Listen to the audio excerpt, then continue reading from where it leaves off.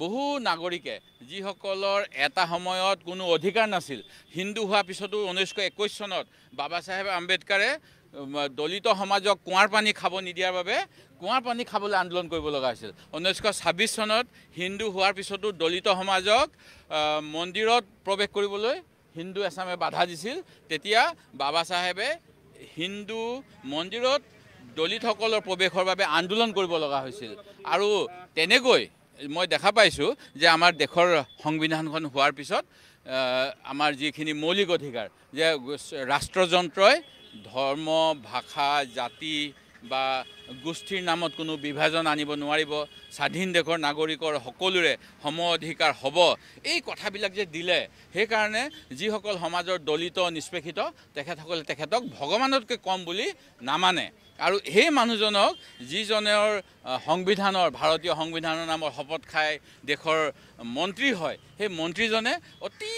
নিৰ্লজ্জভাৱে অপমান কৰিলে যোৱা 17 তাৰিখে আৰু তেখেতসকলে এই সংবিধানখনক বাৰে বাৰে উলংঘা কৰি থাকে তাৰ উদাহৰণ আজি আমি সংবিধানে সকলোকে অধিকাৰ দিছে গণতান্ত্ৰিকভাৱে প্ৰতিবাদ কৰাৰ সেইটো এটা বাক স্বাধীনতা আৰু মৌলিক অধিকাৰ আজি আমি দেখা পাইছোঁ সেই বাক স্বাধীনতা আৰু মৌলিক অধিকাৰ খৰ্ব কৰা হয় খনে খনে যদিহে শাসক পক্ষৰ বিৰুদ্ধে প্ৰতিবাদ থাকে কিন্তু গণতন্ত্ৰ সবল হ'বলৈ হ'লে শাসকে বিৰোধীৰ কথা শুনাৰ সাহস থাকিব লাগিব ৰাইজৰ কথা শুনাৰ সাহস থাকিব লাগিব এই সাহস আজি মই বিজেপি দলৰ হাতত দেখা নাই সেইটো দুৰ্ভাগ্যজনক আৰু এনে কথাখিনি আপোনালোকৰ জেগাৰে ৰাইজেও যাতে বুজি পায় মই অনুৰোধ কৰিছোঁ আমি আম্বেদকাৰ সন্মান যাত্ৰা যি উলিয়াইছিলে সেই সময়লৈ কিন্তু আপোনালোকৰ এতিয়া অনুমতি প্ৰদান কৰা নাই এই দুৰ্ভাগ্যজনক যে তেখেতসকলে ডাবল ষ্টেণ্ডাৰ্ড অসমত মেইনটেইন কৰি আছে অসম আৰক্ষীয়ে সিদিনা নাগালেণ্ডৰ এগৰাকী সাংসদক ৰাহুল গান্ধী ডাঙৰীয়া অপমান কৰিলে বুলি কৈ ৰাহুল গান্ধী মাফি খোজা ৰাহুল গান্ধী পদ খাৰিজ কৰা এইবিলাক কৈ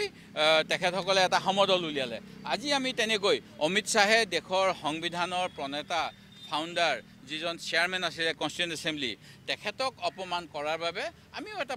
এনেকুৱা এটা কাৰ্যসূচী ল'ব বিচাৰিছোঁ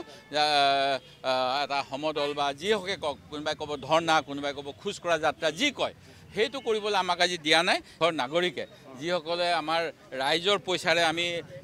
বাজেট অনুমোদন কৰি কৰ কাটল দি জনগণৰ স্বাৰ্থ সুৰক্ষিত কৰিবলৈ বিভিন্ন বিভাগক পইচা দিওঁ তেওঁলোকে এতিয়া আমাক মানে ৰাইজকে মাৰিব বিচাৰিছে ৰাইজৰ পইচা দমহা খায় দুৰ্ভাগ্যজনক